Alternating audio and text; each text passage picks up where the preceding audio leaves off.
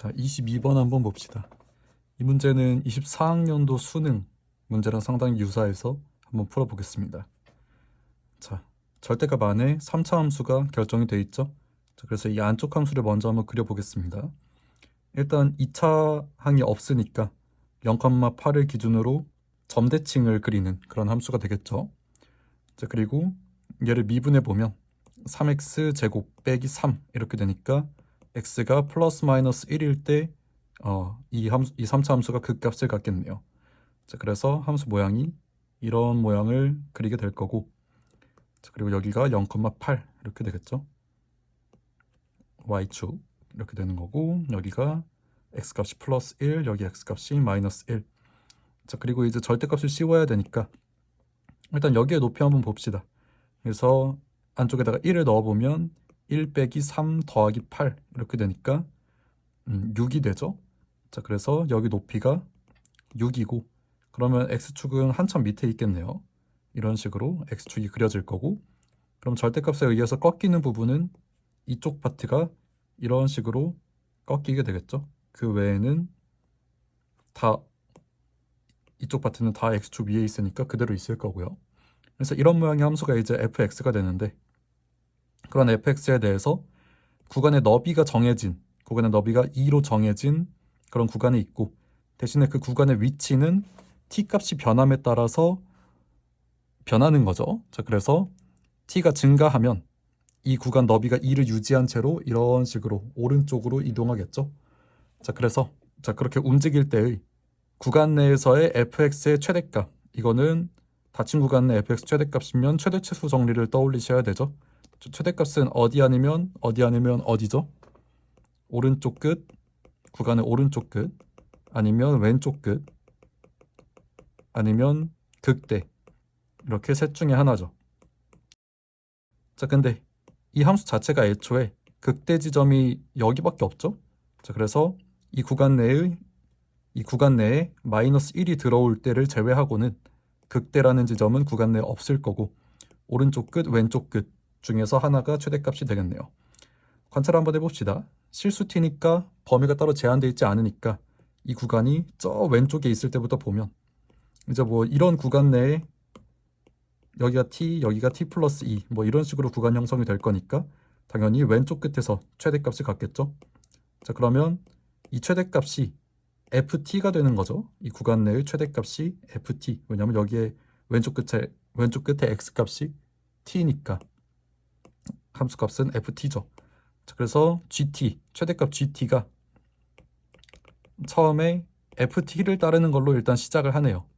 자, 근데 그러다가 구간이 점점점 오른쪽으로 이동하면서, 지금 한번 도형을 하나 만들어 봅시다. 구간이 이 정도 너비의 구간이 되는 거죠. 구간 너비가 2니까. 자, 그래서 이런 선이 구간이 점점 이렇게 이동함에 따라서 언젠가 딱 이렇게 왼쪽 끝과 오른쪽 끝의 높이가 같아질 때가 있겠죠. 자, 그때를 기준으로 구간이 그것보다 더 왼쪽에 위치하면 왼쪽 끝이 구간 내 최대값이 되는데, 얘를 기준으로 구간이 좀 더 오른쪽으로 이렇게 이동하면 오른쪽 끝이 최대가 되니까 이 상황을 기준으로 상황이 한번 바뀌네요. 자, 그리고 그 이후부터는 이제 계속 오른쪽 끝이 높다가 이제 극대가 구간 내에 들어오는, 여기가 오른쪽 끝이 되는 상황부터 이제 상황이 좀 바뀌는 거죠. 자, 어떻게 바뀌냐? 이 상황 직전까지는 오른쪽 끝이 계속 최대였다가 이 상황보다 구간이 오른쪽으로 이렇게 이동하면 오른쪽 끝이 아닌 극대값이 최대값이 되는 거죠. 자, 그래서 이 상황에서 오른쪽 끝은 x값이 t 플러스 2죠. 자, 그래서 ft 플러스 2가 구간 내 최대값 gt가 됐다가 t가 오른쪽 끝이 여기 도달할 때, 즉 t 플러스 2가 마이너스 1일 때, 즉 t가 마이너스 3일 때 기준으로, t가 마이너스 3일 때 기준으로 그것보다 커지면 이제 구간 내 최대값이 오른쪽 끝이 아니라 f-1이라는 고정값이 되는 거죠. 자, 그러다가 이제 언젠가 구간이 점점점 오른쪽으로 이동하면 언젠가 극대가 구간 내에 들어와 있지 않은 상황이 되는 거죠. 그 상황이 언제냐? 왼쪽 끝이 딱 마이너스 1일 때, 그때를 기준으로 바뀌겠죠. 자, 그러면 이때까지는 구간의 최대값이 f-1이 맞는데 이때보다 조금 더 오른쪽으로 상황이 변하면 이런 구간이 되니까 왼쪽 끝이 최대가 되죠. 자, 그래서 다시 한번 왼쪽 끝 ft가 최대가 되는 상황이 발생하네요. 그건 언제냐? 왼쪽 끝이 딱 여기 마이너스 1에 닿을 때니까 t가 마이너스 1보다 커졌을 때죠. 자, 그러면 이 상황은 t가 마이너스 1일 때까지 지속되겠네요. 자, 그러면 이것도 점점점 오른쪽으로 이동하다 보면 결국 이렇게 구간 너비가 2인데 왼쪽과 오른쪽에서 같은 높이를 가지는 그런 상황이 나오게 되겠죠. 자, 그래서 다시 한번 그때를 기준으로 구간이 더 오른쪽으로 이동하면 구간 내에서 오른쪽 끝이 최대가 될 거고, 그 이후로는 계속 오른쪽 끝이 최대인 상황이 유지가 되겠죠. 자, 그래서 오른쪽 끝이 최대인 상황으로 이렇게 바뀌게 되네요.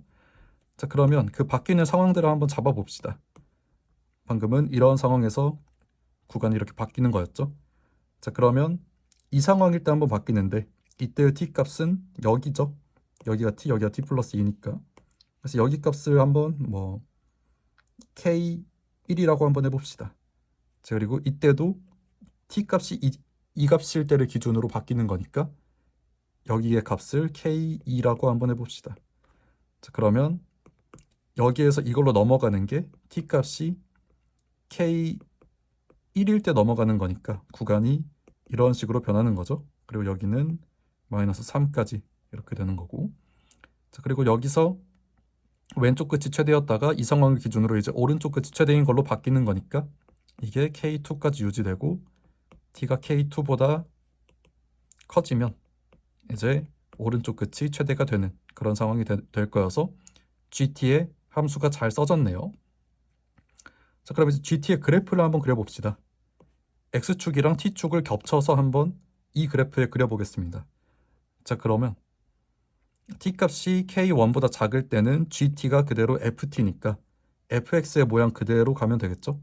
자, 그래서 이대로 오면 되고, 그랬다가 그 다음 순간부터는 fx의 그래프를 왼쪽으로 두 칸 평행 이동시킨 그래프를 따르게 될 건데, 그러면 두 칸 옆이 지금 여기죠. 자, 그래서 얘가 이렇게 이쪽으로 왼쪽으로 두 칸 이동해서 이런 그래프를 그리게 될 거예요.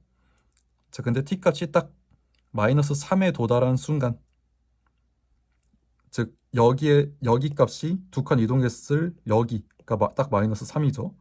자, 여기에 딱 도달한 순간 f-1이라는 상수값을 따르는 상수함수, 즉 가로선을 그리는 함수가 될 거고, 그러면 여긴 지금 미분 가능하죠? 왜냐면 이런 그래프가 그려지니까 여기 왼쪽에서의 미분계수가 0이고 그 다음에 가로선으로 갈아타는 거니까 미분 가능한 거죠.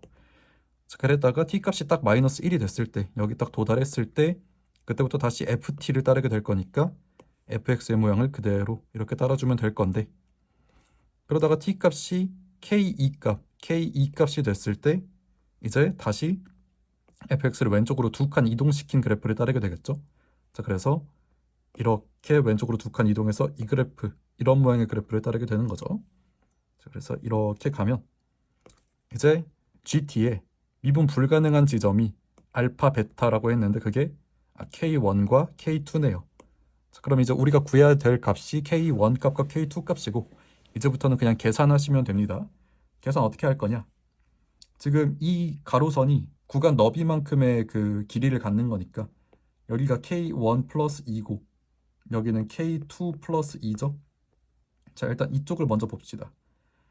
절대값에 의해서 꺾여 있는 부분에다가 K1을 집어넣은 거랑 절대값에 의해서 꺾이지 않은 지점에 이 값을 집어넣은 게 지금 함수값이 같아야 되는 거죠. 자, 그 식을 써보면 마이너스 K1 세제곱,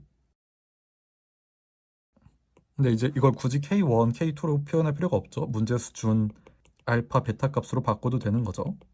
여기는 베타, 그 다음에 여기는 베타 더하기 2.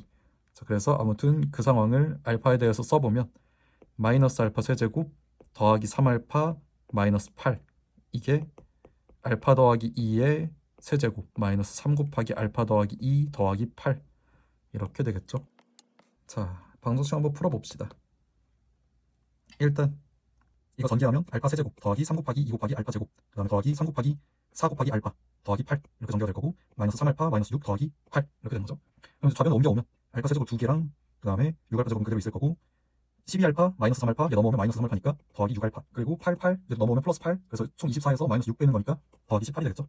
그래서 이런 식으로 되고 2로 싹 나누면 3알파 제곱 더하기 3알파 더하기 9 이렇게 되니까 이 앞에 두 항을 알파 제곱으로 묶어보면 알파 제곱 알파 더하기 3 이렇게 되고 이 뒤에 두 항을 3으로 묶어보면 3 곱하기 알파 더하기 3 이렇게 되니까 인수분해가 알파 제곱 더하기 3이랑 알파 더하기 3 이렇게 될 거고 여기서는 해가 안 나오겠죠. 자, 그래서 알파 값이 마이너스 3이다 이렇게 써지는 거죠.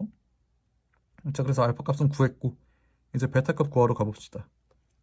여기가 지금 베타고 그 다음에 여기가 베타 더하기 2고 근데 여기는 지금 둘 다 절대값에 의해서 꺾이지 않은 지점이니까